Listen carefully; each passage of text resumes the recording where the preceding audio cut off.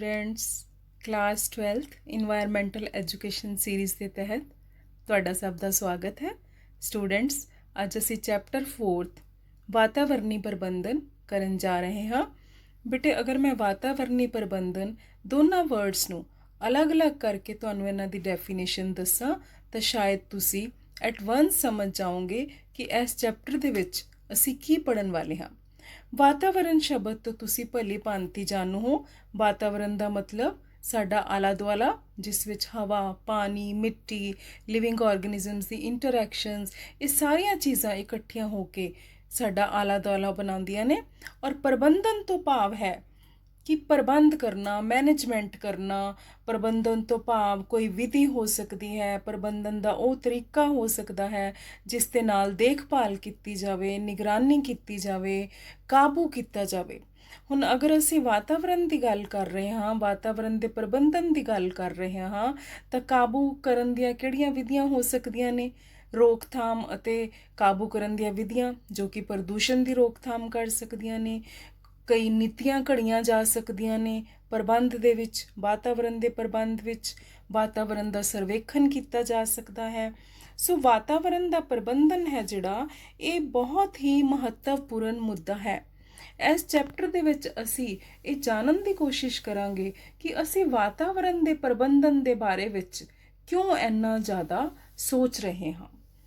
ਬੇਟੇ ਵਾਤਾਵਰਣ ਔਰ ਵਿਕਾਸ ਦੋਨਾਂ ਦਾ ਅਟੂਟ ਰਿਸ਼ਤਾ ਹੈ। ਵਾਤਾਵਰਣ ਔਰ ਵਿਕਾਸ ਦਾ ਆਪਸ ਵਿੱਚ ਗੂੜਾ ਸੰਬੰਧ ਹੈ। ਲੇਕਿਨ ਇਹ ਅਫਸੋਸ ਦੀ ਗੱਲ ਹੈ ਕਿ ਵਾਤਾਵਰਣ ਪ੍ਰਬੰਧਨ ਹੈ ਜਿਹੜਾ, ਉਸ ਨੂੰ ਅਸੀਂ ਇੰਨਾ ਸੀਰੀਅਸਲੀ ਨਹੀਂ ਲੈ ਰਹੇ। ਇਹ ਸਾਡਾ ਇੱਕ ਅਣਦੇਖਿਆ ਪਹਿਲੂ ਬਣ ਚੁੱਕਿਆ ਹੈ। ਸੋ ਵਾਤਾਵਰਣ ਦੇ ਪ੍ਰਦੂਸ਼ਣ ਅਤੇ ਵਾਤਾਵਰਣ ਦੇ ਸਰੋਤਾਂ ਦੀ ਗੁਣਵੱਤਾ ਵਿੱਚ ਆਈ ਕਮੀ ਨੂੰ ਦੇਖਦੇ ਹੋਏ ਇਹ ਜ਼ਰੂਰਤ ਮਹਿਸੂਸ ਕੀਤੀ ਗਈ ਕਿ ਵਾਤਾਵਰਣ ਦਾ ਸਹੀ ਤਰੀਕੇ ਦੇ ਨਾਲ ਪ੍ਰਬੰਧਨ ਅਮਲ ਵਿੱਚ ਲਿਆਂਦਾ ਜਾਣਾ ਜ਼ਰੂਰੀ ਹੈ। ਸਾਡੇ ਵਾਤਾਵਰਣ ਨੂੰ ਸੁਰੱਖਿਅਤ ਰੱਖਣ ਦੇ ਲਈ ਸਾਨੂੰ ਇਸ ਪ੍ਰਬੰਧਨ ਦੀ ਜ਼ਰੂਰਤ ਹੈ। ਔਰ ਇਹ ਪ੍ਰਬੰਧਨ ਕਿਵੇਂ ਕੀਤਾ ਜਾ ਸਕਦਾ ਹੈ, ਉਹ ਅਸੀਂ ਇਸ ਚੈਪਟਰ ਦੇ ਵਿੱਚ ਪੜ੍ਹਾਂਗੇ। ਅਸੀਂ ਇਹ ਵੀ ਪੜ੍ਹਾਂਗੇ ਕਿ ਇਸ ਪ੍ਰਬੰਧਨ ਦੀ ਜ਼ਰੂਰਤ ਕਿਉਂ ਪਈ। ਸੋ ਵਾਤਾਵਰਣ ਔਰ ਵਿਕਾਸ ਦੇ ਵਿੱਚ, ਜਿਵੇਂ ਮੈਂ ਤੁਹਾਨੂੰ ਦੱਸਿਆ ਹੈ, ਇੱਕ ਬਹੁਤ ਹੀ ਗਹਿਰਾ ਸੰਬੰਧ ਹੈ। ਅਸੀਂ ਸਾਰੇ ਵਿਕਾਸ ਕਰਨਾ ਚਾਹੁੰਦੇ ਹਾਂ। ਹਰ ਇੱਕ ਕੰਟਰੀ, ਇਸ ਸੰਸਾਰ ਦੇ ਵਿੱਚ ਜਿੰਨੇ ਵੀ ਦੇਸ਼ ਨੇ, ਉਹ ਆਪਣੇ ਦੇਸ਼ਾਂ ਦਾ ਵਿਕਾਸ ਕਰਨਾ ਚਾਹੁੰਦੇ ਨੇ। ਔਰ ਬੇਟੇ ਵਿਕਾਸ ਹੈ ਜਿਹੜਾ, ਉਹ ਕੁਦਰਤੀ ਸਾਧਨਾਂ ਦੀ ਵਰਤੋਂ ਦੇ ਨਾਲ ਹੀ ਹੋ ਸਕਦਾ ਹੈ। ਔਰ ਕੁਦਰਤੀ ਸਾਧਨਾਂ ਦੀ ਵਰਤੋਂ ਦੇ ਨਾਲ ਹੀ ਹੋ ਰਿਹਾ ਹੈ। ਸੋ ਇਸ ਦੇ ਨਤੀਜੇ ਵਜੋਂ ਕੀ ਹੋ ਰਿਹਾ ਹੈ ਕਿ ਸਪੋਜ਼ ਅਗਰ ਕਿਸੇ ਨੇ ਉਦਯੋਗ ਲਗਾਉਣੇ ਨੇ ਤਾਂ ਉਹ ਕੀ ਕਰੇਗਾ? ਉਸ ਨੂੰ ਕੋਲਾ ਚਾਹੀਦਾ ਹੈ ਫੈਕਟਰੀਆਂ ਦੇ ਵਿੱਚ ਬਾਲਣ ਲਈ। ਅਗਰ ਬਿਜਲੀ ਦਾ ਉਤਪਾਦਨ ਕਰਨਾ ਹੈ ਤਾਂ ਡੈਮ ਬਣਾਉਣੇ ਪੈਣਗੇ। ਸੋ ਅਸੀਂ ਕੁਦਰਤੀ ਸਾਧਨਾਂ ਦੀ ਵਰਤੋਂ ਕਰ ਰਹੇ ਹਾਂ। ਔਰ ਇਹਨਾਂ ਉਦਯੋਗਾਂ ਦੇ ਨਾਲ ਜਿਹੜਾ ਵਿਅਰਥ ਪਦਾਰਥ ਪੈਦਾ ਹੋਣਗੇ, ਉਹ ਵੀ ਅਸੀਂ ਵਾਤਾਵਰਣ ਨੂੰ ਵਾਪਸ ਮੋੜ ਰਹੇ ਹਾਂ। ਸੋ ਵਾਤਾਵਰਣ ਦੇ ਵਿੱਚ ਕੁਦਰਤੀ ਸਰੋਤ ਹੀ ਸਾਡਾ ਇੱਕ ਜਿਹੜਾ ਹੈ ਇਨਕਮ ਦਾ ਸਾਧਨ ਨੇ। ਔਰ ਉਸੇ ਵਾਤਾਵਰਣ ਦੇ ਵਿੱਚ ਹੀ ਅਸੀਂ ਕੂੜਾ ਵਾਪਸ ਸੱਟ ਰਹੇ ਹਾਂ। ਉਸ ਵਾਤਾਵਰਣ ਨੂੰ ਅਸੀਂ ਇੱਕ ਕੂੜੇਦਾਨ ਵੀ ਬਣਾ ਰੱਖਿਆ ਹੈ। ਸੋ ਹੁਣ ਤੁਹਾਨੂੰ ਸਮਝ ਆਇਆ ਕਿ ਅਸੀਂ ਵਾਤਾਵਰਣ ਦਾ ਪ੍ਰਬੰਧਨ ਕਿਉਂ ਕਰਨਾ ਹੈ, ਕਿਉਂਕਿ ਸਾਡਾ ਵਾਤਾਵਰਣ ਵਿਕਾਸ ਦੇ ਨਾਮ ਤੇ ਇੱਕ ਕੂੜੇਦਾਨ ਵੀ ਬਣਦਾ ਜਾ ਰਿਹਾ ਹੈ। ਹੁਣ ਮੁੱਖ ਪ੍ਰਸ਼ਨ ਜੋ ਸਾਨੂੰ ਇਹ ਹਲੂੰਦਾ ਹੈ, ਸਾਨੂੰ ਇਹ ਬਹੁਤ ਜਿਹੜਾ ਹੈ ਦੁੱਖ ਮਹਿਸੂਸ ਹੁੰਦਾ ਹੈ ਕਿ ਵਿਕਾਸ ਦਾ ਜਿਹੜਾ ਰਸਤਾ ਅਸੀਂ ਅਖਤਿਆਰ ਕੀਤਾ ਹੈ, ਉਹ ਕਿਤੇ ਨਾ ਕਿਤੇ ਟਿਕਾਊ ਨਹੀਂ ਹੈ। ਹੁਣ ਬੇਟੇ ਤੁਸੀਂ ਕਹੋਗੇ ਟਿਕਾਊ ਦਾ ਕੀ ਮਤਲਬ ਹੈ? ਟਿਕਾਊ ਦਾ ਮਤਲਬ ਸਸਟੇਨੇਬਲ ਦਾ ਮਤਲਬ ਕਿ ਅਸੀਂ ਜੋ ਵੀ ਕੰਮ ਕਰ ਰਹੇ ਹਾਂ, ਜੋ ਵੀ ਐਕਟੀਵਿਟੀ ਕਰ ਰਹੇ ਹਾਂ, ਉਸ ਐਕਟੀਵਿਟੀ ਦਾ ਸਾਡੇ ਆਸ-ਪਾਸ ਵਾਤਾਵਰਣ ਦੇ ਉੱਪਰ ਕੋਈ ਨੈਗੇਟਿਵ ਇੰਪੈਕਟ ਨਹੀਂ ਹੋਣਾ ਚਾਹੀਦਾ। ਸੋ ਭਾਰਤ ਦੇ ਵਿੱਚ ਅਗਰ ਅਸੀਂ ਆਪਣੇ ਦੇਸ਼ ਦੀ ਗੱਲ ਕਰੀਏ ਤਾਂ ਸਾਡੇ ਜਿਹੜੇ ਧਾਰਮਿਕ ਗ੍ਰੰਥ ਨੇ, ਜਿਵੇਂ ਅਥਰਵੇਦ ਦੀ ਗੱਲ ਕੀਤੀ ਗਈ ਹੈ, 3000 ਸਾਲ 3200 ਸਾਲ ਪਹਿਲਾਂ ਇਹ ਕਿਹਾ ਗਿਆ ਸੀ ਕਿ ਹੇ ਧਰਤੀ ਮਾਤਾ, ਤੂੰ ਹੀ ਸਾਡੇ ਲਈ ਦੁਨੀਆ ਹੈ, ਅਸੀਂ ਤੇਰੇ ਬੱਚੇ ਹਾਂ ਔਰ ਅਸੀਂ ਇੱਕ ਦੂਜੇ ਦੇ ਨੇੜੇ ਆਈਏ ਤਾਂ ਜੋ ਅਸੀਂ ਸ਼ਾਂਤੀ ਅਤੇ ਸੁਮੇਲ ਬਣਾਏ ਰੱਖੀਏ। ਇਸ ਦੇ ਵਿੱਚ ਇੱਕ ਦੂਸਰੇ ਦੇ ਨੇੜੇ ਆਉਣ ਦਾ ਮਤਲਬ ਹੈ ਕਿ ਅਸੀਂ ਕੁਦਰਤ ਦੇ ਨੇੜੇ ਆਈਏ, ਕੁਦਰਤੀ ਸਰੋਤਾਂ ਦੇ ਨਾਲ ਪਿਆਰ ਰੱਖੀਏ। ਇਸੇ ਤਰ੍ਹਾਂ ਉਪਨਿਸ਼ਦ ਵਿੱਚ ਵੀ ਕਿਹਾ ਗਿਆ ਹੈ ਕਿ ਕੁਦਰਤੀ ਸਰੋਤਾਂ ਦੀ ਸੋਚ ਸਮਝ ਕੇ ਵਰਤੋਂ ਕੀਤੀ ਜਾਵੇ। ਉਹਨਾਂ ਨੂੰ ਜਿਹੜਾ ਹੈ ਇਸ ਤਰ੍ਹਾਂ ਦੇ ਨਾਲ ਕਬਜ਼ਾ ਨਾ ਕੀਤਾ ਜਾਵੇ ਕਿ ਜਿਹੜੀ ਆਉਣ ਵਾਲੀ ਜਨਰੇਸ਼ਨ ਹੈ ਉਸ ਦੇ ਵਾਸਤੇ ਕੁਝ ਵੀ ਨਾ ਬਚੇ। ਜਿਹੜੀ ਜਨਰੇਸ਼ਨ ਨੇ ਹਾਲੇ ਸੰਸਾਰ ਵਿੱਚ ਆਉਣਾ ਹੈ, ਅਸੀਂ ਉਹਨਾਂ ਦੇ ਹਿੱਸੇ ਦੇ ਕੁਦਰਤੀ ਸਰੋਤਾਂ ਦੇ ਉੱਤੇ ਕਬਜ਼ਾ ਨਾ ਕਰੀਏ। ਇਹ ਸਾਡੇ ਧਾਰਮਿਕ ਗ੍ਰੰਥ ਵੀ ਕਹਿੰਦੇ ਨੇ। ਹੁਣ ਵਿਕਾਸ ਅਤੇ ਵਾਤਾਵਰਣ ਦੇ ਵਿੱਚ ਸੰਬੰਧ ਕੀ ਹੈ, ਅਸੀਂ ਇਸ ਨੂੰ ਥੋੜਾ ਡਿਟੇਲ ਦੇ ਵਿੱਚ ਜਾਣਨ ਦੀ ਕੋਸ਼ਿਸ਼ ਕਰਦੇ ਹਾਂ। ਸੋ ਵਾਤਾਵਰਣ ਦੇ ਵਿੱਚ ਵਾਤਾਵਰਣ ਕੀ ਹੈ, ਵਾਤਾਵਰਣ ਕਿਉਂ ਪ੍ਰਦੂਸ਼ਿਤ ਹੋ ਰਿਹਾ ਹੈ, ਇਹ ਸਾਰਾ ਕੁਝ ਜਿਹੜਾ ਹੈ ਅਸੀਂ ਕਾਫੀ ਸਾਲਾਂ ਤੋਂ ਪੜ੍ਹਦੇ ਆ ਰਹੇ ਹਾਂ ਔਰ ਸਾਨੂੰ ਨੌਲੇਜ ਵੀ ਹੈ। ਲੇਕਿਨ ਅਸੀਂ ਹੁਣ ਦੇਖਦੇ ਹਾਂ ਕਿ ਵਿਕਾਸ ਕੀ ਚੀਜ਼ ਹੈ। ਆਕਸਫੋਰਡ ਡਿਕਸ਼ਨਰੀ ਵਿੱਚ ਵਿਕਾਸ ਤੋਂ ਭਾਵ ਹੈ ਵਾਧਾ ਜਾਂ ਅੱਗੇ ਵਧਣਾ। ਲੇਕਿਨ ਹਰ ਇੱਕ ਦੇਸ਼ ਦੇ ਆਪਣੇ ਆਪਣੇ ਪੈਰਾਮੀਟਰਸ ਨੇ ਵਿਕਾਸ ਦੀ ਪਰਿਭਾਸ਼ਾ ਨੂੰ ਦੇਣ ਦੇ, ਕਿ ਉਹ ਕਿਸ ਤਰ੍ਹਾਂ ਦਾ ਵਿਕਾਸ ਚਾਹੁੰਦੇ ਨੇ। ਹੁਣ ਕੁਝ ਦੇਸ਼ ਨੇ ਉਹ ਟੈਕਨੋਲੋਜੀ ਦੇ ਵਿੱਚ ਬਹੁਤ ਅੱਗੇ ਨੇ, ਜਿਵੇਂ ਜਾਪਾਨ ਦੀ ਗੱਲ ਕਰੀਏ ਅਸੀਂ, ਠੀਕ ਹੈ, ਉਹਨਾਂ ਦੀ ਟੈਕਨੋਲੋਜੀ ਬਹੁਤ ਡਿਵੈਲਪਡ ਹੈ। ਸੋ ਉਹ ਉਸ ਤਰੀਕੇ ਦੇ ਨਾਲ ਵਿਕਾਸਸ਼ੀਲ ਦੇਸ਼ ਨੇ। ਕੁਝ ਕੰਟਰੀਜ਼ ਐਸੀਆਂ ਨੇ ਜਿਨ੍ਹਾਂ ਦੀ GDP, growth domestic product and gross national product ਜ਼ਿਆਦਾ ਨੇ। ਹੁਣ ਬੇਟੇ ਇੱਕ ਤਾਂ ਤੁਸੀਂ ਇਹਨਾਂ ਦੀ ਫੁੱਲ ਫਾਰਮ ਯਾਦ ਰੱਖਣੀ ਹੈ, GDP, growth domestic product. Domestic means ਆਪਣਾ, ਘਰ ਦਾ। ਕਿ ਕੁਝ ਕੰਟਰੀਜ਼ ਐਸੀਆਂ ਨੇ ਜਿਨ੍ਹਾਂ ਦੇ ਆਪਣੇ ਹੀ ਘਰੇਲੂ ਜਿਹੜੇ ਉਦਯੋਗ ਨੇ, ਉਹਨਾਂ ਤੋਂ ਹੀ ਉਹਨਾਂ ਦਾ ਜਿਹੜਾ ਆਰਥਿਕ ਵਿਕਾਸ ਹੁੰਦਾ ਹੈ। ਉਹ ਕੈਲਕੂਲੇਟ ਕਰਦੇ ਨੇ ਕਿ ਸਾਡੀ ਕੰਟਰੀ ਦੇ ਵਿੱਚ ਜਿਹੜੇ ਘਰੇਲੂ ਉਦਯੋਗ ਨੇ, ਸਾਡਾ ਹੀ ਕੱਚਾ ਮਾਲ ਹੈ, ਉਹਦੇ ਤੋਂ ਸਾਨੂੰ ਕਿੰਨੀ ਆਮਦਨ ਹੋ ਰਹੀ ਹੈ, ਔਰ ਉਹਦੇ ਨਾਲ ਹੀ ਉਹਨਾਂ ਦੇ ਦੇਸ਼ ਦਾ ਵਿਕਾਸ ਹੈ ਜਿਹੜਾ ਉਹ ਮੰਨਿਆ ਜਾਂਦਾ ਹੈ। ਸੋ ਇਸੇ ਤਰ੍ਹਾਂ ਗ੍ਰੋਸ ਨੈਸ਼ਨਲ ਪ੍ਰੋਡਕਟ ਦਾ ਮਤਲਬ ਕਿ GDP ਤਾਂ ਹੈ, ਘਰੇਲੂ ਉਤਪਾਦ ਦਾ ਫਾਇਦਾ ਕਰ ਰਹੇ ਨੇ, ਇਹਦੇ ਨਾਲ ਨਾਲ ਜਿਹੜੇ ਸਾਡੀਆਂ ਫੋਰਨ ਕੰਪਨੀਜ਼ ਨੇ ਉਹਨਾਂ ਤੋਂ ਸਾਨੂੰ ਕਿੰਨਾ ਫਾਇਦਾ ਹੋ ਰਿਹਾ ਹੈ। ਸੋ ਦੋਨਾਂ ਚੀਜ਼ਾਂ ਨੂੰ ਮਿਲਾ ਕੇ gross national product. So GDP and GNP ਜ਼ਿਆਦਾ ਹੈ ਤਾਂ ਕੁਝ ਦੇਸ਼ ਇਸ ਨੂੰ ਆਪਣਾ ਪੈਰਾਮੀਟਰ ਮੰਨਦੇ ਨੇ ਵਿਕਾਸ ਦਾ। ਸੋ ਕੁਝ ਜਿਹੜੇ ਨੇ ਵਿਕਾਸਸ਼ੀਲ ਦੇਸ਼ ਨੇ ਜਿਹੜੇ ਹਾਲੇ ਵਿਕਾਸ ਦੀ ਰਾਹ ਤੇ ਚੱਲੇ ਹੋਏ ਨੇ, ਆਪਣੇ ਨਾਗਰਿਕਾਂ ਨੂੰ ਰਹਿਣ ਸਹਿਣ ਦੇ ਉੱਚੇ ਮਿਆਰ ਦੇ ਰਹੇ ਨੇ, ਉਹ ਆਪਣੇ ਆਪ ਨੂੰ ਵਿਕਾਸਸ਼ੀਲ ਕਹਾਉਂਦੇ ਨੇ। ਸੋ ਡਿਵੈਲਪਮੈਂਟ ਡਿਫਰੈਂਟ ਪੈਰਾਮੀਟਰਸ ਦੇ ਉੱਪਰ ਡਿਫਰੈਂਟ ਕੰਟਰੀਜ਼ ਦੀ ਅਲੱਗ-ਅਲੱਗ ਹੈ। ਹੁਣ ਚਾਹੇ ਡਿਵੈਲਪਮੈਂਟ ਦੇ ਪੈਰਾਮੀਟਰਸ ਅਲੱਗ-ਅਲੱਗ ਨੇ, ਲੇਕਿਨ ਮੇਨ ਦੋ ਮਹੱਤਵਪੂਰਨ ਪਹਿਲੂ ਨੇ ਜੋ ਕਿ ਵਿਕਾਸ ਦੇ ਸੂਚਕ ਨੇ, ਆਰਥਿਕ ਵਿਕਾਸ ਦੇ। ਪਹਿਲਾ ਹੈ ਉਦਯੋਗੀਕਰਨ, ਦੂਸਰਾ ਹੈ ਸ਼ਹਿਰੀਕਰਨ। ਜਦੋਂ ਵੀ ਕਿਸੇ ਕੰਟਰੀ ਨੇ ਜਿਹੜਾ ਹੈ ਆਪਣੀ ਡਿਵੈਲਪਮੈਂਟ ਚਾਹੁੰਦੇ ਨੇ ਤਾਂ ਉਹ ਵੱਧ ਤੋਂ ਵੱਧ ਉਦਯੋਗ ਲਗਾਉਂਦੇ ਨੇ, ਠੀਕ ਹੈ, ਚਾਹੇ ਉਹ ਥਰਮਲ ਪਲਾਂਟਸ ਨੇ, ਚਾਹੇ ਨਿਊਕਲੀਅਰ ਪਾਵਰ ਪਲਾਂਟਸ ਨੇ, ਚਾਹੇ ਕੋਲ ਫੈਕਟਰੀਜ਼ ਨੇ, ਚਾਹੇ ਮਾਈਨਸ ਨੇ। ਸੋ ਵੱਧ ਤੋਂ ਵੱਧ ਉਦਯੋਗ ਲਗਾਉਣ ਦੀ ਕੋਸ਼ਿਸ਼ ਕਰਨਗੇ ਤਾਂ ਕਿ ਉਹਨਾਂ ਦਾ ਆਰਥਿਕ ਵਿਕਾਸ ਹੋ ਸਕੇ। ਜਾਂ ਫਿਰ ਕੀ ਹੋਏਗਾ, ਸ਼ਹਿਰੀਕਰਨ ਹੋਏਗਾ। ਜਿਸ ਤਰ੍ਹਾਂ ਹੁਣ ਤੁਸੀਂ ਦੇਖ ਰਹੇ ਹੋ ਬਹੁਤ ਸਾਰੇ ਲੋਕ ਨੇ ਜਿਹੜੇ ਪਿੰਡਾਂ ਤੋਂ ਸ਼ਿਫਟ ਹੋ ਕੇ ਸ਼ਹਿਰਾਂ ਵਿੱਚ ਆ ਜਾਂਦੇ ਨੇ। ਸ਼ਹਿਰਾਂ ਵਿੱਚ ਕਿਉਂ ਆਉਂਦੇ ਨੇ? ਕਿਉਂਕਿ ਸ਼ਹਿਰਾਂ ਦੇ ਵਿੱਚ ਬਹੁਤ ਸਹੂਲਤਾਂ ਨੇ। ਤੁਸੀਂ ਦੇਖਦੇ ਹੋ ਵੱਡੇ ਵੱਡੇ ਮਾਲਸ ਨੇ, ਫੈਕਟਰੀਜ਼ ਨੇ, ਐਜੂਕੇਸ਼ਨਲ ਇੰਸਟੀਟਿਊਸ਼ਨਸ ਨੇ। ਸੋ ਇਹ ਸਾਰੀਆਂ ਚੀਜ਼ਾਂ ਜਿੱਥੇ ਹੁੰਦੀਆਂ ਨੇ, ਈਜ਼ੀ ਅਵੇਲੇਬਿਲਿਟੀ ਹੁੰਦੀ ਹੈ, ਤਾਂ ਅਸੀਂ ਕਹਿੰਦੇ ਕਿ ਉੱਥੇ ਅਰਬਨਾਈਜੇਸ਼ਨ ਹੋ ਗਈ, ਉੱਥੇ ਸ਼ਹਿਰੀਕਰਨ ਹੋ ਗਿਆ।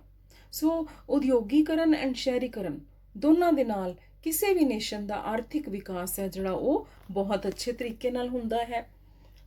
ਹੁਣ ਇਸੇ ਤਰ੍ਹਾਂ ਡੈਮ ਬਣਦੇ ਨੇ, ਜਦੋਂ ਵੱਡੇ ਵੱਡੇ ਡੈਮਸ ਲਗਾਏ ਜਾਂਦੇ ਨੇ, ਡੈਮਸ ਤੋਂ ਬਿਜਲੀ ਉਤਪਾਦਨ ਕੀਤੀ ਜਾਂਦੀ ਹੈ, ਤਾਂ ਕਿਹੜਾ ਵਿਕਾਸ ਹੋਏਗਾ? ਆਰਥਿਕ ਵਿਕਾਸ ਹੋਏਗਾ।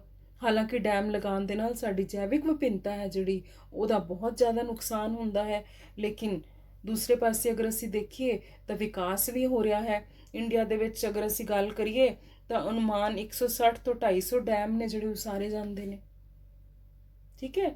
ਸੋ ਲੇਕਿਨ ਇਹ ਵਿਕਾਸ ਦਾ ਵਾਤਾਵਰਣ ਦੇ ਉੱਪਰ ਕੀ ਇੰਪੈਕਟ ਪੈ ਰਿਹਾ ਹੈ ਉਹ ਅਸੀਂ ਅੱਗੇ ਦੇਖਾਂਗੇ। ਫਿਰ ਸਾਨੂੰ ਇਹ ਸੋਚਣਾ ਪਏਗਾ ਕਿ ਵਿਕਾਸ ਕਿਸ ਤਰ੍ਹਾਂ ਦਾ ਹੋਣਾ ਚਾਹੀਦਾ ਹੈ। ਹੁਣ ਉਦਯੋਗੀਕਰਨ ਐਂਡ ਸ਼ਹਿਰੀਕਰਨ, ਤਰ੍ਹਾਂ ਦੇ ਉਦਯੋਗ ਲਗਾਉਣ ਦੀ, ਇੰਡਸਟਰੀ ਲਾਉਣ ਦੀ ਜ਼ਰੂਰਤ ਕਿਉਂ ਪਈ? ਸਭ ਤੋਂ ਵੱਡੀ ਜ਼ਰੂਰਤ ਹੈ ਬੇਟੇ, ਜਨਸੰਖਿਆ ਵੱਧ ਰਹੀ ਹੈ ਲਗਾਤਾਰ। ਉਹਦੇ ਨਾਲ ਸਾਨੂੰ ਵੱਧ ਤੋਂ ਵੱਧ ਉਦਯੋਗ ਲਗਾਉਣੇ ਪੈ ਰਹੇ ਨੇ। ਸ਼ਹਿਰੀਕਰਨ ਜ਼ਿਆਦਾ ਹੋ ਰਿਹਾ ਹੈ, ਪਿੰਡਾਂ ਤੋਂ ਲੋਕ ਸ਼ਿਫਟ ਹੋ ਰਹੇ ਨੇ। ਈਵਨ ਪਿੰਡਾਂ ਦੇ ਵਿੱਚ ਵੀ ਅੱਜ ਕੱਲ੍ਹ ਜਿਹੜਾ ਹੈ ਸ਼ਹਿਰ ਵਰਗੀਆਂ ਸਹੂਲਤਾਂ ਮੁਹੱਈਆ ਕਰਵਾਈਆਂ ਜਾ ਰਹੀਆਂ ਨੇ। ਵੱਡੇ ਵੱਡੇ ਉਦਯੋਗ ਲੱਗ ਗਏ ਨੇ, ਐਜੂਕੇਸ਼ਨਲ ਇੰਸਟੀਚਿਊਟਸ ਨੇ ਉਹ ਵੀ ਪਿੰਡਾਂ ਵਿੱਚ ਖੁੱਲ੍ਹ ਗਏ। ਟਰਾਂਸਪੋਰਟ ਸਿਸਟਮ ਬਹੁਤ ਅੱਛਾ ਹੋ ਗਿਆ ਹੈ। ਠੀਕ ਹੈ, ਸੋ ਸਾਡਾ ਜਿਹੜਾ ਇਹ ਜਨਸੰਖਿਆ ਦਾ ਵਾਧਾ ਤੇ ਸਾਡੇ ਰਹਿਣ ਸਹਿਣ ਦੇ ਢੰਗ ਨੇ ਜਿਹੜੇ, ਉਹਦੇ ਕਰਕੇ ਜਿਹੜਾ ਹੈ ਇੱਕ ਇਹ ਵੀ ਮੁੱਖ ਸਮੱਸਿਆ ਆ ਰਹੀ ਹੈ। ਬਹੁਤ ਸਾਰੀਆਂ ਚੀਜ਼ਾਂ ਨੇ ਜਿਹੜੀਆਂ ਵਿਕਾਸ ਦੇ ਪੱਖੋਂ ਜ਼ਰੂਰੀ ਨੇ, ਜੋ ਸਾਡੇ ਰਹਿਣ ਸਹਿਣ ਦੇ ਮਿਆਰ ਨੂੰ ਉੱਚਾ ਕਰਦੀਆਂ ਨੇ, ਜੀਵਨ ਦੀ ਗੁਣਵੱਤਾ ਵਿੱਚ ਸੁਧਾਰ ਕਰਦੀਆਂ ਨੇ। ਠੀਕ ਹੈ ਬੇਟੇ, ਸੋ ਉਦਯੋਗਿਕ ਕ੍ਰਾਂਤੀ ਹੋਵੇ, ਆਧੁਨਿਕ ਵਿਗਿਆਨ ਹੋਵੇ, ਚਾਹੇ ਵਿਕਾਸ ਦੀ ਗੱਲ ਕਰੀਏ, ਵਿਗਿਆਨ ਨੇ, ਸਾਇੰਸ ਨੇ ਵੀ ਅੱਜ ਬਹੁਤ ਟੈਕਨੋਲੋਜੀ ਜਿਹੜੀ ਹੈ ਡਿਵੈਲਪ ਹੋ ਗਈ ਹੈ, ਸਾਇੰਟਿਫਿਕ ਟੈਕਨੋਲੋਜੀ ਡਿਵੈਲਪ ਹੋ ਗਈ ਹੈ। ਲੇਕਿਨ ਜਿਹੜੇ ਸਾਡੇ ਪਰੰਪਰਾਗਤ ਰਿਵਾਜ ਨੇ, ਸਾਡੀਆਂ ਟ੍ਰੈਡੀਸ਼ਨਲ ਵੈਲਿਊਜ਼ ਨੇ, ਉਹ ਕਿਤੇ ਗੁੰਮਦੀਆਂ ਜਾ ਰਹੀਆਂ ਨੇ। ਸਾਡੀਆਂ ਰਿਲੀਜੀਅਸ ਵੈਲਿਊਜ਼ ਨੇ ਜਿਹੜੀਆਂ, ਉਹ ਵੀ ਜਿਹੜੀਆਂ ਨੇ ਪਿੱਛੇ ਰਹਿ ਗਈਆਂ ਨੇ। ਵਿਕਾਸ ਦਾ ਮਨੋਰਥ ਅੱਜ ਸਿਰਫ ਵਸਤਾਂ ਦੇ ਉਤਪਾਦਨ ਤੱਕ ਸੀਮਤ ਰਹਿ ਗਿਆ ਹੈ। ਅੱਜ ਹਰ ਕੋਈ ਜਿਹੜਾ ਹੈ ਵੱਧ ਤੋਂ ਵੱਧ ਉਤਪਾਦ ਹੈ ਜਿਹੜਾ ਉਹ ਪੈਦਾ ਕਰ ਰਿਹਾ ਹੈ। ਹਰ ਇੱਕ ਕੰਟਰੀ ਆਪਣੇ ਨਵੇਂ ਪ੍ਰੋਡਕਟਸ ਲਾਂਚ ਕਰ ਰਹੀ ਹੈ। ਠੀਕ ਹੈ, ਕਿਉਂਕਿ ਆਰਥਿਕ ਵਿਕਾਸ ਹੁੰਦਾ ਹੈ ਔਰ ਇਸ ਨੂੰ ਹੀ ਜਿਹੜੀ ਡਿਵੈਲਪਮੈਂਟ ਦਾ ਨਾਮ ਦਿੱਤਾ ਜਾਂਦਾ ਹੈ। ਔਰ ਲੇਕਿਨ ਇਸ ਨੇ ਧਰਤੀ ਉੱਪਰ ਮਨੁੱਖੀ ਹੋਂਦ ਨੂੰ ਖਤਰਾ ਪੈਦਾ ਕਰ ਦਿੱਤਾ ਹੈ। ਕਿਵੇਂ ਖਤਰਾ ਪੈਦਾ ਕਰ ਦਿੱਤਾ ਹੈ ਬੇਟੇ? ਸਾਨੂੰ ਪਤਾ, ਜਿੰਨੇ ਉਦਯੋਗ ਲੱਗਣਗੇ ਉਨਾ ਪ੍ਰਦੂਸ਼ਣ ਹੋਏਗਾ। ਜਿੰਨੇ ਉਦਯੋਗ ਲੱਗਣਗੇ ਕੁਦਰਤੀ ਸਰੋਤਾਂ ਦੀ ਵੱਧ ਤੋਂ ਵੱਧ ਵਰਤੋਂ ਕੀਤੀ ਜਾਏਗੀ। ਇਨਫੈਕਟ ਦੁਰਵਰਤੋਂ ਹੋ ਰਹੀ ਹੈ ਕੁਦਰਤੀ ਸਰੋਤਾਂ ਦੀ, ਔਰ ਮਨੁੱਖ ਦੁਆਰਾ ਕੁਦਰਤ ਨੂੰ ਅਣਦੇਖਿਆ ਕੀਤਾ ਜਾ ਰਿਹਾ ਹੈ। ਕੁਦਰਤ ਦੇ ਨਾਲ ਮਨੁੱਖ ਅੱਜ ਪੈਰ ਦੇ ਨਾਲ ਪੈਰ ਮਿਲਾ ਕੇ ਨਹੀਂ ਚੱਲ ਰਿਹਾ ਹੈ, ਕੁਦਰਤ ਦੇ ਨਾਲ ਸੁਮੇਲ ਬਣਾ ਕੇ ਨਹੀਂ ਚੱਲ ਰਿਹਾ ਹੈ। ਉਹ ਕੁਦਰਤੀ ਵਸਤਾਂ ਦੀ ਵਰਤੋਂ ਇਸ ਤਰੀਕੇ ਨਾਲ ਕਰ ਰਿਹਾ ਹੈ ਕਿ ਜਿਵੇਂ ਉਹ ਇਸ ਪੂਰੀ ਧਰਤੀ ਤੇ ਰਾਜ ਕਰਦਾ ਹੈ। ਔਰ ਉਸ ਦੇ ਬੇਟੇ ਬਹੁਤ ਭਿਆਨਕ ਸਿੱਟੇ ਸਾਹਮਣੇ ਆ ਰਹੇ ਨੇ। ਸਾਡੇ ਸਾਰੇ ਨਵਿਆਨਯੋਗ ਤੇ ਨਾ ਨਵਿਆਨਯੋਗ ਸਰੋਤ ਨਸ਼ਟ ਹੁੰਦੇ ਜਾ ਰਹੇ ਨੇ। ਠੀਕ ਹੈ, ਸਾਡਾ ਵਾਤਾਵਰਣ ਪ੍ਰਦੂਸ਼ਿਤ ਹੋ ਰਿਹਾ, ਜਨਸੰਖਿਆ ਵੱਧ ਰਹੀ ਹੈ, ਪਾਣੀ ਪ੍ਰਦੂਸ਼ਿਤ ਹੋ ਰਿਹਾ, ਭੂਮੀ ਪ੍ਰਦੂਸ਼ਿਤ ਹੋ ਰਿਹਾ, ਭੋਜਨ ਦੇ ਸੋਮੇ ਪ੍ਰਦੂਸ਼ਿਤ ਹੋ ਰਹੇ ਨੇ। ਔਰ ਇਹ ਸਾਰਾ ਕੁਝ ਕਿਉਂ ਹੋ ਰਿਹਾ ਬੇਟੇ?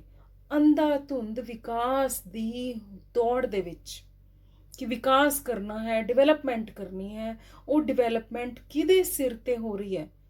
ਇਸ ਧਰਤੀ ਦੇ ਉੱਤੇ ਜਿਹੜੇ ਸੀਮਤ ਕੁਦਰਤੀ ਸਰੋਤ ਨੇ ਉਹਨਾਂ ਨੂੰ ਖਤਮ ਕਰਕੇ ਹੋ ਰਹੀ ਹੈ। ਔਰ ਨਤੀਜਾ ਕੀ ਨਿਕਲ ਰਿਹਾ ਬੇਟੇ? ਤੁਸੀਂ ਦੇਖ ਰਹੇ ਹੋ ਹੁਣ ਕਿੰਨਾ ਹਵਾ ਪ੍ਰਦੂਸ਼ਣ ਹੋ ਰਿਹਾ। ਇੱਕ ਪਾਸੇ ਤਾਂ ਬਿਜਲੀ ਦਾ ਉਤਪਾਦਨ ਹੋ ਰਿਹਾ, ਥਰਮਲ ਪਾਵਰ ਪਲਾਂਟ ਨੇ, ਲੇਕਿਨ ਹਵਾ ਦੇ ਵਿੱਚ ਕਿੰਨੀ ਕਾਰਬਨ ਡਾਈਆਕਸਾਈਡ ਜਾ ਰਹੀ ਹੈ। ਹਰਾ ਗ੍ਰਹਿ ਪ੍ਰਭਾਵ ਹੋ ਰਿਹਾ। ਜਿਹੜੇ ਸਾਡੇ ਗਲੇਸ਼ੀਅਰਸ ਨੇ ਉਹ ਮੈਲਟ ਕਰ ਰਹੇ ਨੇ। ਸਮੁੰਦਰਾਂ ਦੇ ਵਿੱਚ ਪਲਾਸਟਿਕ ਭਰਿਆ ਪਿਆ, ਸਮੁੰਦਰਾਂ ਦੇ ਡੀਪ ਅੰਦਰ ਤੱਕ ਪਲਾਸਟਿਕ ਦਾ ਪ੍ਰਦੂਸ਼ਣ ਫੈਲਿਆ ਪਿਆ। ਜੰਗਲਾਂ ਨੂੰ ਅੱਗ ਲੱਗ ਰਹੀ ਹੈ, ਧਰਤੀ ਦੇ ਉੱਤੇ ਸੋਕਾ ਪੈ ਰਿਹਾ। ਇਹ ਸਾਰਾ ਕੁਝ ਕਿਉਂ ਹੋ ਰਿਹਾ? ਕਿਉਂਕਿ ਅਸੀਂ ਕੁਦਰਤੀ ਸਰੋਤਾਂ ਦੀ ਦੁਰਵਰਤੋਂ ਕਰ ਰਹੇ ਹਾਂ। ਦੁਰਵਰਤੋਂ ਕਿਉਂ ਕਰ ਰਹੇ ਹਾਂ? ਕਿਉਂਕਿ ਵਿਕਾਸ ਹੈ ਜਿਹੜਾ ਉਹ ਇਸ ਤਰੀਕੇ ਦੇ ਨਾਲ ਹੋ ਰਿਹਾ, ਡਿਵੈਲਪਮੈਂਟ, ਉਦਯੋਗੀਕਰਨ, ਸ਼ਹਿਰੀਕਰਨ, ਕੁਦਰਤੀ ਸਰੋਤਾਂ ਦੀ ਲੋੜ ਤੋਂ ਵੱਧ ਜਿਹੜੀ ਹੈ ਖਪਤ ਹੋ ਰਹੀ ਹੈ।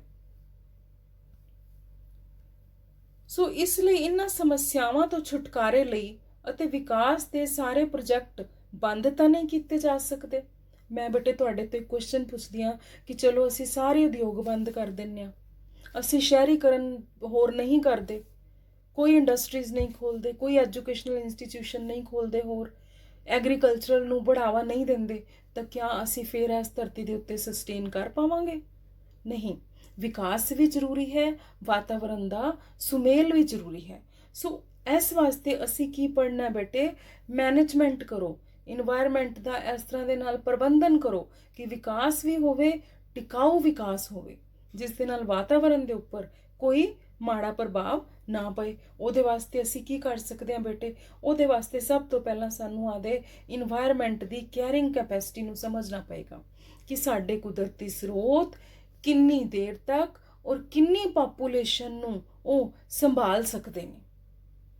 ਕੈਰਿੰਗ ਕੈਪੈਸਿਟੀ ਜਾਂ ਸਹਿਨਯੋਗ ਸਮਰੱਥਾ ਤੋਂ ਕੀ ਭਾਵ ਹੈ ਕਿ ਜੀਵਾਂ ਦੀ ਵੱਧ ਤੋਂ ਵੱਧ ਗਿਣਤੀ ਜੋ ਕਿਸੇ ਸਰੋਤ ਵਿੱਚ ਟਿਕਾਊ ਤੌਰ ਤੇ ਸਮਾ ਸਕਦੀ ਹੈ। ਸਪੋਜ਼ ਮੈਂ ਇਸ ਧਰਤੀ ਦੀ ਗੱਲ ਕਰਾਂ, ਧਰਤੀ ਦੇ ਉੱਤੇ ਜਨਸੰਖਿਆ ਲਗਾਤਾਰ ਵੱਧਦੀ ਜਾ ਰਹੀ ਹੈ, ਲੇਕਿਨ ਆਖਿਰਕਾਰ ਧਰਤੀ ਜਵਾਬ ਦੇ ਦੇਗੀ ਕਿ ਮੈਂ ਇੰਨੀ ਜਨਸੰਖਿਆ ਨੂੰ ਨਹੀਂ ਸਾਂਭ ਸਕਦੀ। ਫਿਰ ਬੇਟੇ ਕੀ ਹੋਏਗਾ? ਬਿਮਾਰੀਆਂ ਫੈਲਣਗੀਆਂ, ਮਹਾਮਾਰੀਆਂ ਫੈਲਣਗੀਆਂ। ਠੀਕ ਹੈ, ਲੋਕਾਂ ਦੀ ਜਿਹੜੀ ਹੈ ਜਾਨ ਜਿਹੜੀ ਹੈ ਉਹ ਜਾ ਸਕਦੀ ਹੈ ਬਿਮਾਰੀਆਂ ਕਰਕੇ। ਸੋ ਕੁਦਰਤ ਆਪਣਾ ਬੈਲੈਂਸ ਬਣਾਏਗੀ। ਅਗਰ ਅਸੀਂ ਕੁਦਰਤ ਦੇ ਨਾਲ ਸੁਮੇਲ ਨਹੀਂ ਬਣਾਵਾਂਗੇ ਤਾਂ ਕੁਦਰਤ ਆਪਣੇ ਤਰੀਕੇ ਦੇ ਨਾਲ ਬੈਲੈਂਸ ਬਣਾਏਗੀ। ਉਹ ਬੈਲੈਂਸ, ਉਹ ਤਰੀਕਾ ਚਾਹੇ ਸਾਨੂੰ ਪਸੰਦ ਆਏ ਚਾਹੇ ਨਾ ਆਏ। ਫਿਰ ਚਾਹੇ ਭੂਚਾਲ ਆਉਣ ਤਾਂ ਕੁਦਰਤ ਆਪਣਾ ਬੈਲੈਂਸ ਬਣਾਏਗੀ, ਜਨਸੰਖਿਆ ਨੂੰ ਘੱਟ ਕਰੇਗੀ। ਹੜ੍ਹ ਆਉਣਗੇ, ਠੀਕ ਹੈ, ਭੂਕੰਪ ਆਉਣਗੇ, ਭੂਚਾਲ ਹੋ ਗਏ, ਸੋ ਉਹਦੇ ਨਾਲ ਕੀ ਹੈ? ਜਾਨੀ ਮਾਲੀ ਨੁਕਸਾਨ ਹੋਏਗਾ। ਸੋ ਕੈਰਿੰਗ ਕਪੈਸਿਟੀ ਹੈ ਜਿਹੜੀ, ਉਸ ਨੂੰ ਸਾਨੂੰ ਦੇਖਣਾ ਪਏਗਾ ਕਿ ਸਾਡੀ ਇਨਵਾਇਰਮੈਂਟ ਦੀ ਕਿੰਨੀ ਕੈਰਿੰਗ ਕਪੈਸਿਟੀ ਹੈ, ਉਹਦੇ ਅਕੋਰਡਿੰਗਲੀ ਸਾਨੂੰ ਮੈਨੇਜਮੈਂਟ ਕਰਨੀ ਪਏਗੀ। ਹੁਣ ਕੈਰਿੰਗ ਕਪੈਸਿਟੀ ਦੀ ਬੇਟੇ ਬਹੁਤ ਅੱਛੀ ਐਗਜ਼ਾਮਪਲ ਦਿੱਤੀ ਹੋਈ ਹੈ ਕਿ ਇੱਕ ਆਮ ਉਦਾਹਰਨ ਕੀ ਹੈ ਕਿ ਸਪੋਜ਼ ਇੱਕ ਵਿਅਕਤੀਆਂ ਦੀ ਗਿਣਤੀ 2 ਜਹਾਜ਼ ਟੁੱਟਣ ਤੋਂ ਬਾਅਦ ਜੀਵਨ ਰੱਖਿਅਕ ਕਿਸ਼ਤੀ ਵਿੱਚ ਬਚੇ ਹੋਣ। ਇੱਕ ਜਹਾਜ਼ ਹੈ ਸਮੁੰਦਰ ਦੇ ਵਿੱਚ, ਉਹ ਖਰਾਬ ਹੋ ਗਿਆ। ਜਹਾਜ਼ ਦੇ ਨਾਲ ਬੇਟੇ ਛੋਟੀਆਂ ਛੋਟੀਆਂ ਜੀਵਨ ਰੱਖਿਅਕ ਕਿਸ਼ਤੀਆਂ ਹੁੰਦੀਆਂ ਨੇ ਤਾਂ ਕਿ ਉਹਦੇ ਤੋਂ ਫਟਾਫਟ ਲੋਕਾਂ ਨੂੰ ਸ਼ਿਫਟ ਕੀਤਾ ਜਾ ਸਕੇ। ਹੁਣ ਇਸ ਕਿਸ਼ਤੀ ਦੇ ਵਿੱਚ ਜਿੰਨਾ ਭੋਜਨ ਪਾਣੀ ਹੋਏਗਾ ਉਨੇ ਵਿਅਕਤੀਆਂ ਵਾਸਤੇ ਜਿਹੜਾ ਸਫੀਸ਼ੀਐਂਟ ਹੈ, ਲੇਕਿਨ ਉਹਦੇ ਤੋਂ ਵੱਧ ਵਿਅਕਤੀ ਅਗਰ ਹੋਣਗੇ ਤਾਂ ਉਹਨਾਂ ਨੂੰ ਭੋਜਨ ਪਾਣੀ ਨਹੀਂ ਮਿਲੇਗਾ, ਭੁੱਖ ਨਾਲ ਮਰ ਜਾਣਗੇ। ਔਰ ਅਗਰ ਬਚ ਵੀ ਜਾਣਗੇ ਤਾਂ ਜਦੋਂ ਇਹ ਕਿਸ਼ਤੀ ਕਿਸੇ ਟਾਪੂ ਦੇ ਉੱਪਰ ਜਾਏਗੀ, ਉਸ ਟਾਪੂ ਦੇ ਉੱਪਰ ਕਿੰਨਾ ਭੋਜਨ ਹੈ ਡਿਪੈਂਡ ਕਰਦਾ ਹੈ ਉਸ ਟਾਪੂ ਦੀ ਕੈਰਿੰਗ ਕੈਪੈਸਿਟੀ ਕਿੰਨੀ ਹੈ, ਉਹ ਕਿੰਨੇ ਦਿਨ ਤੱਕ ਉਹਨਾਂ ਲੋਕਾਂ ਨੂੰ ਜਿਹੜਾ ਹੈ ਭੋਜਨ ਪਾਣੀ ਮੁਹੱਈਆ ਕਰਵਾ ਸਕਦੀ ਹੈ। So this is the carrying capacity. So ਜ਼ਰੂਰਤ ਹੈ ਕਿ ਅਸੀਂ ਚੀਜ਼ਾਂ ਦੀ ਸਿਆਣਪ ਨਾਲ ਇਸਤੇਮਾਲ ਕਰੀਏ ਤਾਂ ਕਿ ਸਾਡੀਆਂ ਹੁਣ ਵੀ ਲੋੜਾਂ ਪੂਰੀਆਂ ਹੋ ਸਕਣ ਤੇ ਆਉਣ ਵਾਲੀ ਫਿਊਚਰ ਜਨਰੇਸ਼ਨ ਵੀ ਆਪਣੀਆਂ ਲੋੜਾਂ ਨੂੰ ਪੂਰੀਆਂ ਕਰ ਸਕੇ। ਹੁਣ ਸਾਨੂੰ ਵਾਤਾਵਰਣ ਪ੍ਰਬੰਧਨ ਲਈ ਕੀ ਕਰਨਾ ਪਏਗਾ? ਅਸੀਂ ਦੇਖ ਲਿਆ ਕਿ ਵਾਤਾਵਰਣ ਦੇ ਵਿੱਚ ਵਿਗਾੜ ਕਿਉਂ ਪੈਦਾ ਹੋ ਰਿਹਾ ਹੈ, ਵਿਕਾਸ ਇਸ ਤਰੀਕੇ ਨਾਲ ਹੋ ਰਿਹਾ ਹੈ, ਲੇਕਿਨ ਅਸੀਂ ਇਹ ਵੀ ਸਮਝ ਲਿਆ ਕਿ ਵਿਕਾਸ ਵੀ ਜ਼ਰੂਰੀ ਹੈ, ਵਾਤਾਵਰਣ ਪ੍ਰਬੰਧਨ ਕਰਨਾ ਪਏਗਾ, ਵਾਤਾਵਰਣ ਪ੍ਰਬੰਧਨ ਵੀ ਜ਼ਰੂਰੀ ਹੈ। ਤਾਂ ਫਿਰ ਅਸੀਂ ਸਾਡੀ ਕੀ ਡਿਊਟੀ ਬਣਦੀ ਹੈ? ਸੋਚ ਪੱਖੋਂ ਪਹਿਲੂ, ਐਥੀਕਲ ਐਸਪੈਕਟਸ, ਇਹ ਸਾਡੀ ਡਿਊਟੀ ਬਣਦੀ ਹੈ ਕਿ ਅਸੀਂ ਸਾਰੇ ਜੰਗਲ ਸਾਫ਼ ਕਰ ਦਈਏ ਜਾਂ ਕੱਟਦੇ ਰਹਿਣਾ ਚਾਹੀਦਾ ਹੈ ਜੰਗਲਾਂ ਨੂੰ? ਕਿ ਇਹ ਐਥੀਕਲ ਹੈ? ਕਿ ਇਹ ਠੀਕ ਹੈ? ਨਹੀਂ, ਬਿਲਕੁਲ ਠੀਕ ਨਹੀਂ ਹੈ। ਕਿ ਸਾਨੂੰ ਪੈਟਰੋਲ ਨਾਲ ਚੱਲਣ ਵਾਲੇ ਵਾਹਨ ਬਣਾਉਣੇ ਚਾਹੀਦੇ ਹਨ ਜਾਂ ਬੰਦ ਕਰ ਦੇਣੇ ਚਾਹੀਦੇ ਹਨ? ਤੁਸੀਂ ਦੱਸੋ। ਨਾ ਅਸੀਂ ਬੰਦ ਕਰ ਸਕਦੇ ਹਾਂ, ਸੋ ਸਾਨੂੰ ਉਨੇ ਹੀ ਯੂਜ਼ ਕਰਨੇ ਚਾਹੀਦੇ ਨੇ ਜਿੰਨੀ ਕਿ ਇਸ ਵਾਤਾਵਰਣ ਦੇ ਵਿੱਚ ਕੋਈ ਪ੍ਰਦੂਸ਼ਣ ਨਾ ਫੈਲੇ। ਪਥਰਾਟ ਬਾਲਣ ਨੇ ਜਿਹੜੇ, ਉਹਨਾਂ ਦੀ ਸੋਚ ਸਮਝ ਕੇ ਵਰਤੋਂ ਹੋਵੇ। ਆਉਣ ਵਾਲੀ ਪੀੜ੍ਹੀਆਂ ਲਈ ਕੀ ਵਾਤਾਵਰਣ ਦੀਆਂ ਜ਼ਿੰਮੇਵਾਰੀਆਂ ਸਾਨੂੰ ਪੂਰੀਆਂ ਨਹੀਂ ਕਰਨੀਆਂ ਚਾਹੀਦੀਆਂ?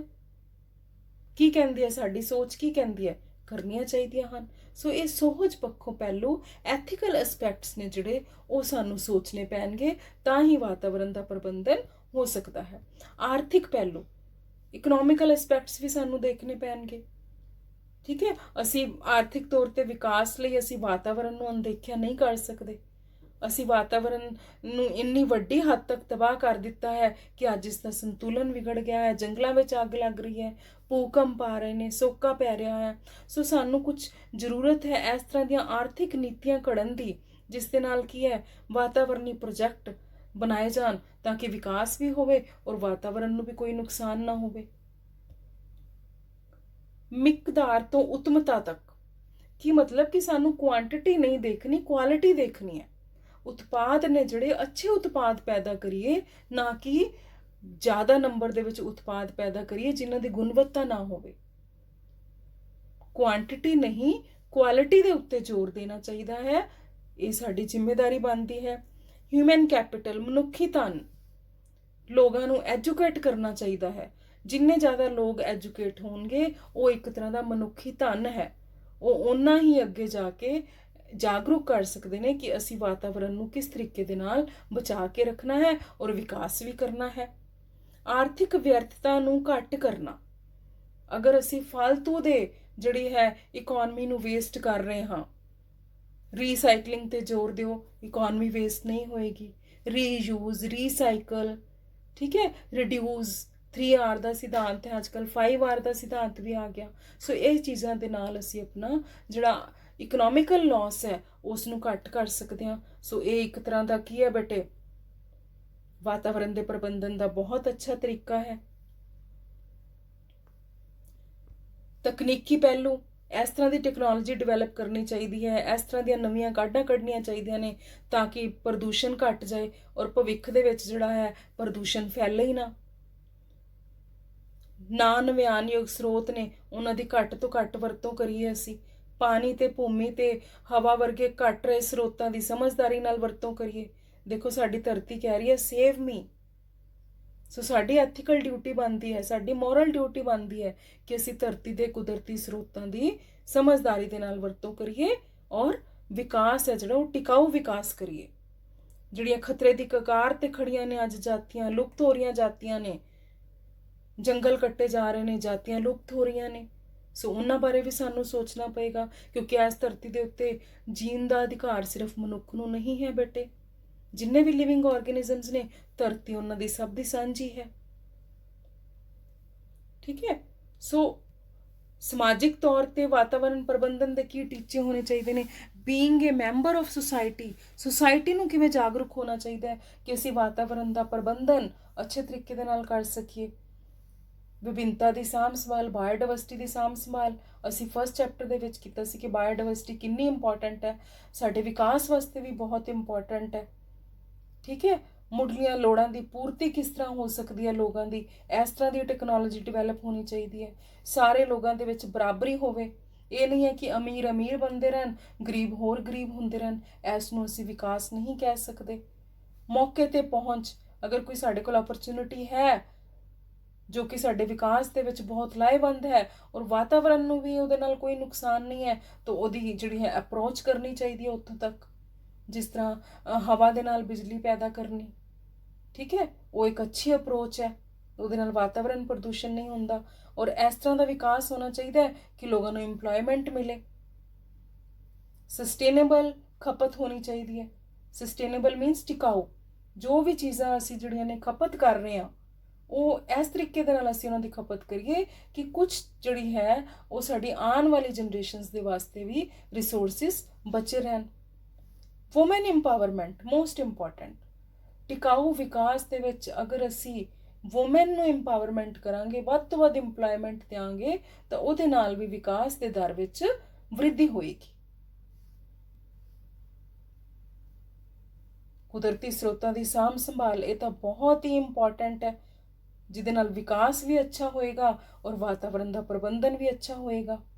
ਇਸ ਤਰ੍ਹਾਂ ਦੇ ਤਰੀਕੇ ਲੱਭਣੇ ਚਾਹੀਦੇ ਨੇ ਸਾਨੂੰ ਕਿ ਲੁਪਤ ਹੋਣ ਦੀ ਦਰ ਘੱਟ ਹੋ ਜਾਵੇ। ਨਵਿਆਨਯੋਗ ਸਰੋਤਾਂ ਦੀ ਵਰਤੋਂ ਜਿਵੇਂ ਜੰਗਲ, ਜੈਵ ਪੁੰਜ, ਠੀਕ ਹੈ, ਇਹਨਾਂ ਨੂੰ ਟਿਕਾਊ ਆਧਾਰ ਤੇ ਜਿਹੜਾ ਹੈ ਇਹਨਾਂ ਦੀ ਮੈਨੇਜਮੈਂਟ ਕੀਤੀ ਜਾਵੇ। ਜਿਹੜੇ ਮਨੁੱਖੀ ਕਿਰਿਆਵਾਂ ਰਾਹੀਂ ਪੌਦੇ ਅਤੇ ਜੰਤੂ ਲੋਪ ਹੋ ਰਹੇ ਨੇ, ਅਸੀਂ ਬਾਇਓਡਾਇਵਰਸਿਟੀ ਵਿੱਚ ਪੜ੍ਹਿਆ ਸੀ, ਉਹਨਾਂ ਦੀ ਸਾਂਭ ਸੰਭਾਲ ਕੀਤੀ ਜਾਵੇ। ਸੋ ਇਹ ਸਾਰੀਆਂ ਚੀਜ਼ਾਂ ਨੇ ਜਿਹੜੀਆਂ ਇਹ ਸਾਨੂੰ ਕਰਨੀਆਂ ਪੈਣਗੀਆਂ। ਸੋ ਬੇਟੇ ਹੁਣ ਤੁਸੀਂ ਸਮਝ ਗਏ ਹੋਵੋਗੇ ਵਿਕਾਸ ਕੀ ਹੈ, ਵਿਕਾਸ ਦੇ ਨਾਲ ਵਾਤਾਵਰਣ ਨੂੰ ਕੀ ਨੁਕਸਾਨ ਹੋ ਰਿਹਾ ਹੈ। ਵਿਕਾਸ ਇਸ ਤਰ੍ਹਾਂ ਦੇ ਨਾਲ ਕਰਨਾ ਚਾਹੀਦਾ ਹੈ ਕਿ ਵਾਤਾਵਰਣ ਨੂੰ ਕਿਸੇ ਕਿਸਮ ਦਾ ਕੋਈ ਨੁਕਸਾਨ ਨਾ ਹੋਵੇ। ਇਸ ਨੂੰ ਹੀ ਅਸੀਂ ਵਾਤਾਵਰਣ ਪ੍ਰਬੰਧਨ ਕਹਿੰਦੇ ਹਾਂ। ਸੋ ਵਾਤਾਵਰਣ ਨਾਲ ਸੁਮੇਲ ਰੱਖਦਾ ਵਿਕਾਸ ਹੀ ਸਮਾਜਿਕ ਅਤੇ ਆਰਥਿਕ ਵਿਕਾਸ ਦਾ ਸਭ ਤੋਂ ਵਧੀਆ ਢੰਗ ਹੈ। ਕਿਸੇ ਵੀ ਦੇਸ਼ ਨੇ ਅਗਰ ਆਪਣਾ ਆਰਥਿਕ ਵਿਕਾਸ ਕਰਨਾ ਹੈ, ਸਮਾਜਿਕ ਵਿਕਾਸ ਕਰਨਾ ਹੈ, ਉਹ ਤਾਂ ਹੀ ਪੋਸੀਬਲ ਹੈ ਅਗਰ ਉਹ ਵਾਤਾਵਰਣ ਦਾ ਪ੍ਰਬੰਧਨ ਵੀ ਨਾਲ ਕਰੇ, ਵਾਤਾਵਰਣ ਨੂੰ ਬਿਨਾਂ ਨੁਕਸਾਨ ਕੀਤੇ ਆਪਣੀਆਂ ਮਨੁੱਖੀ ਕਿਰਿਆਵਾਂ ਜਾਰੀ ਰੱਖੇ। ਸੰਸਾਰ ਭਰ ਦੇ ਤਜਰਬੇ ਦੱਸਦੇ ਹਨ ਕਿ ਵਾਤਾਵਰਣ ਨੂੰ ਅਣਸੁਖਾਵੀਆਂ ਕਿਰਿਆਵਾਂ ਲੰਬੇ ਸਮੇਂ ਲਈ ਮਹਿੰਗੀਆਂ ਸਿੱਧ ਹੋਈਆਂ ਨੇ। ਅਗਰ ਵਾਤਾਵਰਣ ਦੇ ਨਾਲ ਸੁਮੇਲ ਨਹੀਂ ਬਣਾਇਆ ਤਾਂ ਬੇਟੇ ਫਿਰ ਮਾਨਵ ਜਾਤੀ ਦੀ ਹੋਂਦ ਹੈ ਜਿਹੜੀ ਉਹ ਖਤਰੇ ਵਿੱਚ ਵੀ ਹੋ ਸਕਦੀ ਹੈ। ਵਾਤਾਵਰਣ ਦਾ ਸਹੀ ਪ੍ਰਬੰਧ ਕਰਦੇ ਹੋਏ ਪੂਰਨ ਵਿਕਾਸ ਅਸੰਭਵ ਨਹੀਂ ਹੈ। ਇਹ ਨਹੀਂ ਹੈ ਕਿ ਅਗਰ ਅਸੀਂ ਵਾਤਾਵਰਣ ਨਾਲ ਸੁਮੇਲ ਰੱਖਾਂਗੇ ਤਾਂ ਸਾਡਾ ਵਿਕਾਸ ਘਟ ਜਾਏਗਾ, ਬਲਕਿ ਡਿਵੈਲਪਮੈਂਟ ਹੋਰ ਹੋਏਗੀ, ਵੱਧ ਡਿਵੈਲਪਮੈਂਟ ਹੋਏਗੀ। ਪ੍ਰਸਥਿਤਿਕ ਸੰਤੁਲਨ ਨੂੰ ਬਰਕਰਾਰ ਰੱਖਣਾ ਪਸੰਦ ਦਾ ਮਸਲਾ ਹੈ, ਨਾ ਕਿ ਮੌਕੇ ਦਾ। ਅਸੀਂ ਹਮੇਸ਼ਾ ਇਹ ਧਿਆਨ 'ਚ ਰੱਖਣਾ ਹੈ ਕਿ ਅਸੀਂ ਪ੍ਰਸਥਿਤਿਕ ਸੰਤੁਲਨ ਬਣਾ ਕੇ ਰੱਖਣਾ ਹੈ, ਨਾ ਕਿ ਅਸੀਂ ਮੌਕੇ ਦਾ ਇੰਤਜ਼ਾਰ ਕਰਨਾ ਹੈ ਕਿ ਉਹ ਮੌਕਾ ਆਏਗਾ ਉਸ ਟਾਈਮ ਅਸੀਂ ਸੰਤੁਲਨ ਬਣਾ ਕੇ ਰੱਖਾਂਗੇ। ਹੁਣ ਫਿਲਹਾਲ ਜ਼ਰੂਰਤ ਨਹੀਂ ਹੈ, ਫਿਊਚਰ ਵਿੱਚ ਦੇਖ ਲਾਂਗੇ। ਫਿਰ ਸਾਨੂੰ ਕੁਦਰਤ ਟਾਈਮ ਨਹੀਂ ਦੇਗੀ। ਠੀਕ ਹੈ ਬੇਟੇ। ਸੋ ਆਈ ਹੋਪ ਕਿ ਤੁਹਾਨੂੰ ਸਮਝ ਆ ਗਿਆ ਹੋਵੇਗਾ ਵਿਕਾਸ ਕੀ ਚੀਜ਼ ਹੈ, ਵਾਤਾਵਰਣ ਪ੍ਰਬੰਧਨ ਕੀ ਚੀਜ਼ ਹੈ। ਹੁਣ ਤੁਸੀਂ ਬੇਟੇ ਬੈਕ ਦੇ ਕੁਐਸਚਨ ਆਨਸਰਸ ਬਹੁਤ ਈਜ਼ੀਲੀ ਅਟੈਂਪਟ ਕਰ ਸਕਦੇ ਹੋ। ਪਹਿਲਾ ਕੁਐਸਚਨ ਕੀ ਹੈ, ਵਿਕਾਸ ਕੀ ਹੈ, ਤੁਸੀਂ ਸਮਝ ਗਏ। ਵਿਕਾਸ ਦਾ ਮਤਲਬ ਕੀ ਹੈ, ਉਦਯੋਗੀਕਰਨ, ਸ਼ਹਿਰੀਕਰਨ, ਜਿਸ ਦੇ ਨਾਲ ਲੋਕਾਂ ਨੂੰ ਫਾਇਦਾ ਹੋਏ ਲੇਕਿਨ ਵਾਤਾਵਰਣ ਨੂੰ ਨੁਕਸਾਨ ਨਾ ਹੋਏ। ਕੀ ਵਿਕਾਸ ਵਾਤਾਵਰਣ ਨੂੰ ਪ੍ਰਭਾਵਿਤ ਕਰਦਾ ਹੈ? ਦੇ ਸਕਦੇ ਹੋ ਨਾ ਆਨਸਰ ਤੁਸੀਂ, ਅਸੀਂ ਬਹੁਤ ਡਿਟੇਲ ਵਿੱਚ ਪੜ੍ਹਿਆ ਹੈ। ਵਾਤਾਵਰਣ ਪ੍ਰਬੰਧਨ ਤੋਂ ਕੀ ਭਾਵ ਹੈ, ਸਹਿਨਯੋਗ ਸਮਰੱਥਾ ਕੀ ਹੈ, ਵਾਤਾਵਰਣ ਪ੍ਰਬੰਧਨ ਕਿਉਂ ਜ਼ਰੂਰੀ ਹੈ, ਵਾਤਾਵਰਣ ਅਤੇ ਵਿਕਾਸ ਦੇ ਵਿੱਚ ਕੀ ਸੰਬੰਧ ਹੈ, ਅਸੀਂ ਡਿਟੇਲ ਵਿੱਚ ਕੀਤਾ। ਵਿਕਾਸ ਦਾ ਅੱਜ ਦਾ ਮਾਡਲ ਕੀ ਵਾਤਾਵਰਣ ਨੂੰ ਤਬਾਹ ਕਰ ਦੇਵੇਗਾ? ਬੇਟੇ ਸੋਚ ਸਮਝ ਕੇ ਤੁਸੀਂ ਲਿਖੋ ਆਨਸਰ। ਧਰਤੀ ਮਾਤਾ ਦੀ ਇੱਜ਼ਤ ਕਿਵੇਂ ਕਰਨੀ ਚਾਹੀਦੀ ਹੈ? ਸਾਨੂੰ ਆਪਣੇ ਨੈਚੁਰਲ ਰਿਸੋਰਸਿਸ ਹਵਾ, ਪਾਣੀ, ਮਿੱਟੀ ਨੂੰ ਅਗਰ ਅਸੀਂ ਸੰਭਾਲ ਕੇ ਰੱਖਦੇ ਹਾਂ, ਉਹਨਾਂ ਦੀ ਦੁਰਵਰਤੋਂ ਨਹੀਂ ਕਰਦੇ ਹਾਂ, ਤਾਂ ਆਟੋਮੈਟਿਕਲੀ ਅਸੀਂ ਆਪਣੀ ਧਰਤੀ ਮਾਤਾ ਦੀ ਇੱਜ਼ਤ ਕਰ ਰਹੇ ਹਾਂ। ਵਾਤਾਵਰਣ ਨੂੰ ਪ੍ਰਬੰਧਨ ਲਈ ਕਿਹੜੀਆਂ-ਕਿਹੜੀਆਂ ਤਕਨੀਕਾਂ ਸਹਾਈ ਹੋ ਸਕਦੀਆਂ ਨੇ? ਅਸੀਂ ਆਰਥਿਕ ਪਹਿਲੂ ਕੀਤੇ, ਐਥੀਕਲ ਅਸਪੈਕਟਸ ਕੀਤੇ, ਸੋਸ਼ਲ ਅਸਪੈਕਟਸ ਕੀਤੇ, ਉਹ ਸਾਰੀਆਂ ਤਕਨੀਕਾਂ ਨੇ। ਵਾਤਾਵਰਣ ਪ੍ਰਬੰਧਨ ਦੇ ਸਮਾਜਿਕ ਪਹਿਲੂ ਕੀ ਨੇ? ਅਸੀਂ ਹੁਣੇ ਲਾਸਟ ਟੌਪਿਕ ਵਿੱਚ ਕੀਤਾ ਕਿ ਅਸੀਂ ਇਕੁਇਟੀ ਦੇਣੀ ਹੈ, ਵੂਮਨ ਇੰਪਾਵਰਮੈਂਟ ਦੇਣੀ ਹੈ, ਬੇਸਿਕ ਜ਼ਰੂਰਤਾਂ ਪੂਰੀਆਂ ਕਰਨੀਆਂ ਨੇ। ਵਿਕਾਸ ਦੇ ਨਾਲ ਨਾਲ ਵਾਤਾਵਰਣ ਪ੍ਰਬੰਧਨ ਵਿੱਚ ਇਹ ਵੀ ਬਹੁਤ ਜ਼ਰੂਰੀ ਹੈ। ਠੀਕ ਹੈ ਬੇਟੇ। ਸੋ ਇਸ ਦੇ ਨਾਲ ਹੀ ਸਾਡਾ ਚੈਪਟਰ 4 ਖਤਮ ਹੁੰਦਾ ਹੈ।